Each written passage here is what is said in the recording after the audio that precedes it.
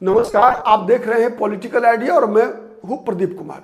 मित्रों, 90 के दशक में उत्तर प्रदेश में बहुजन समाज पार्टी जब चुनाव लड़ना शुरू की, आपको पता है पहले स्वर्गीय कांसीराम जो बहुजन समाज पार्टी के संस्थापक हैं, वो वामसेफ नाम का एक संगठन उन्होंने उसकी शुरुआत की थी। उसके बाद जो है उसका राजनीतिक पॉलिटिकल पार्टी के रूप में कन्वर्जन हुआ, जिसका नामकरण किया गया बहुजन समाज पार्टी। बहुजन समाज पार्टी जब 90 के दशक में पहली बार चुनाव लड़ना शुरू करती है तो उसका क्या होता है, उसकी रणनीति होती है कि पहला चुनाव हम केवल लड़ने के लिए लड़ते हैं, दूसरा चुनाव हारने के लिए लड़ते हैं, तीसरा चुनाव जीतने के लिए लड़ते हैं और चौथा चुनाव सरकार बनाने के लिए लड़ते हैं।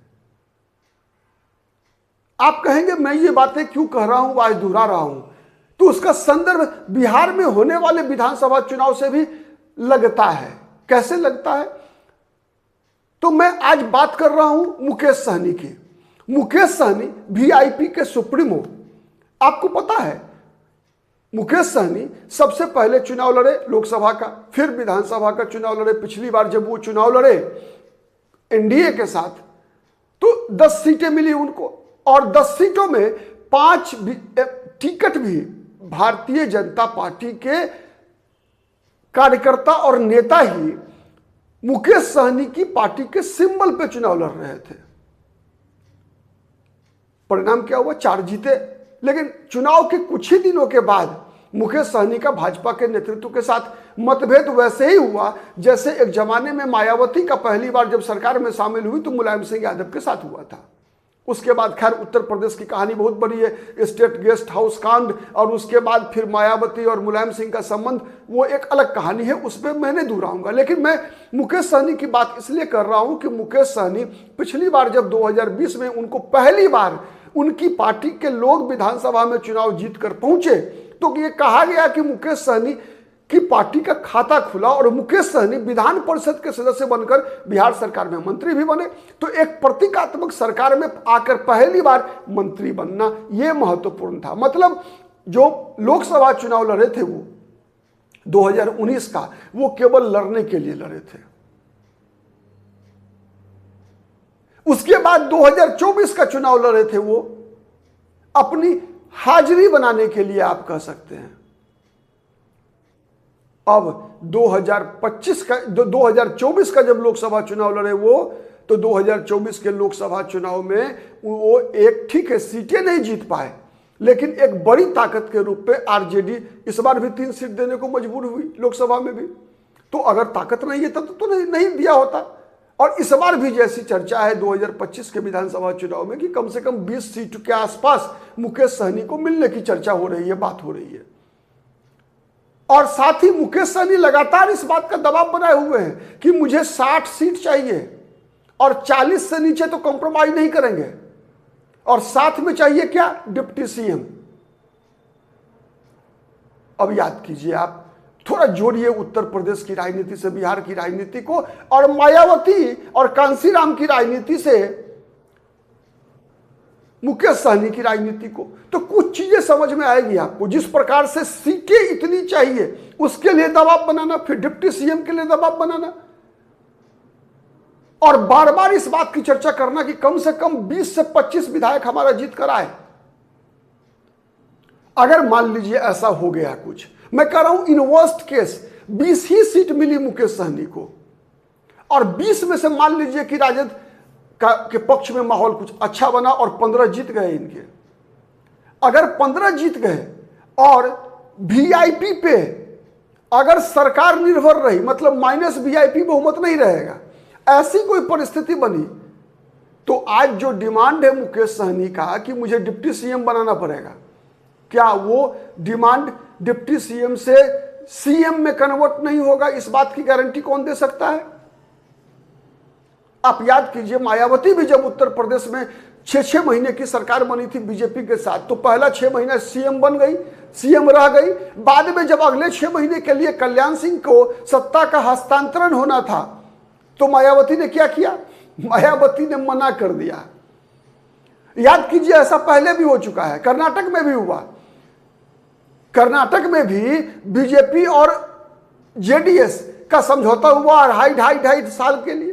2.5 साल कुमारस्वामी मुख्यमंत्री रह लिए, लेकिन जब येदियुरप्पा को बीजेपी को 2.5 साल मुख्यमंत्री बनने की बारी आई तो कुमारस्वामी मुकर गए और कांग्रेस के साथ चले गए। तो क्या इस बात की संभावना से कौन इनकार कर सकता है कि मुकेश सहनी ऐसा कोई खेल नहीं करेंगे और अपने 15 विधायकों को लेकर अगर डिप्टी सीएम नहीं बने? एक तो पहला संभावना यह है कि 15 विधायक आ गए और उन 15 विधायकों पे अगर तेजस्वी यादव निर्भर हैं तो तेजस्वी यादव को हंसकर या रोकर मुकेश सहनी को भले ही आज वादा करें या न करें, लेकिन चुनाव परिणाम आने के बाद मुकेश सहनी को डिप्टी सीएम बनाना ही पड़ेगा। तो एक तय है डिप्टी सीएम बनना मुकेश सहनी का। अब कांग्रेस वालों के साथ क्या करेंगे तेजस्वी यादव का ना मुश्किल है, क्योंकि कांग्रेस का भी दबाव है कि उनके भी 2 डिप्टी सीएम चाहिए। क्योंकि कांग्रेस भविष्य में जिस दलित मुस्लिम राजनीति की बात कर रही है, तो कांग्रेस का इशारा स्पष्ट है कि कांग्रेस पार्टी की तरफ से राजेश राम डिप्टी सीएम बनना चाहिए और शकील अहमद खान जो उनके विधायक दल के नेता हैं, इन दोनों को डिप्टी सीएम बनाने की बात हो रही है। दबाव बनाए हुए है कांग्रेस पार्टी, इसीलिए आज तक कांग्रेस का दबाव बना हुआ है। इसीलिए चूंकि तेजस्वी यादव उसके लिए 2 डिप्टी सीएम कांग्रेस से बनाने को तैयार नहीं है, इसीलिए कांग्रेस पार्टी आज तक तेजस्वी यादव के सीएम की शर्त पर मुहर नहीं लगाया है राहुल गांधी का। तो ये एक सवाल है। तो अगर मान लीजिए ऐसा कुछ हुआ कि कांग्रेस भी अड़ गई कि नहीं, अगर उस वहां से एक डिप्टी सीएम बनेगा तो हमारा भी 2 डिप्टी सीएम बनेगा, और तेजस्वी यादव के लिए संकट हो जाए कि आरजेडी में भी कई नेता हैं, क्योंकि तेजस्वी यादव लालू यादव तो है नहीं कि जिनकी व्यक्तित्व के आगे कोई अब्दुल बारी सिद्दीकी बन के खड़ा नहीं होगा उनकी पार्टी से। कई लोग खड़े हो सकते हैं तेजस्वी यादव के खिलाफ, लालू यादव के खिलाफ हिम्मत नहीं हुई, किसी की साहस नहीं हुई, क्योंकि लालू प्रसाद यादव का इतना बड़ा व्यक्तित्व बन गया था। लेकिन तेजस्वी यादव के साथ तो वो स्थिति नहीं है, तब तो सरकार चलेगी नहीं।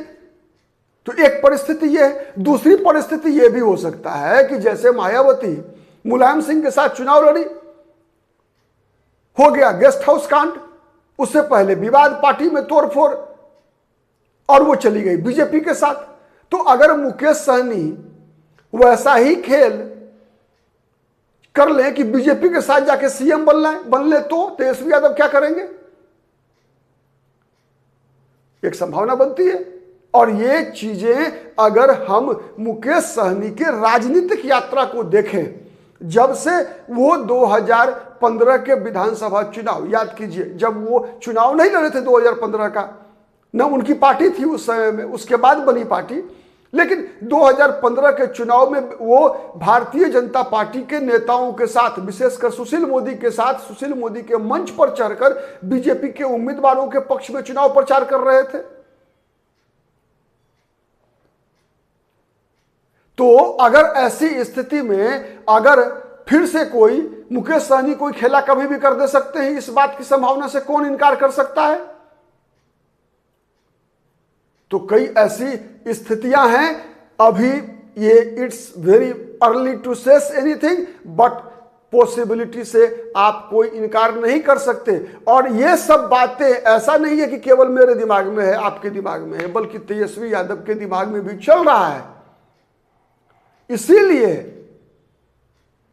कोई भी राजनीति की समझ रखने वाले व्यक्ति, दिलीप जायसवाल ने वैसे ही नहीं कहा था कि अंतिम क्षण में मुकेश सहनी क्या करेंगे। याद कीजिए पिछला विधानसभा चुनाव जब 2020 में अंतिम दिनों में आके मुकेश सहनी ने तेजस्वी यादव पर आरोप लगाया कि पीठ में छुरा भोंक दिया है, तो वैसा कुछ खेला हो सकता है चुनाव के पहले भी, लेकिन चुनाव के बाद तो खेला लगभग तय होगा। अब इस पे चुनाव के पहले ये खेला होता है या चुनाव के बाद होता है, इस पर आप भी नजर बना के रखिए, हम भी बना के रखेंगे। हम तो केवल जो समाचार निकल कर आता है, छन कर आता है, उसका विश्लेषण आपके समक्ष करते हैं। आज के लिए इतना ही। बहुत बहुत धन्यवाद। नमस्कार। जय हिंद, जय भारत।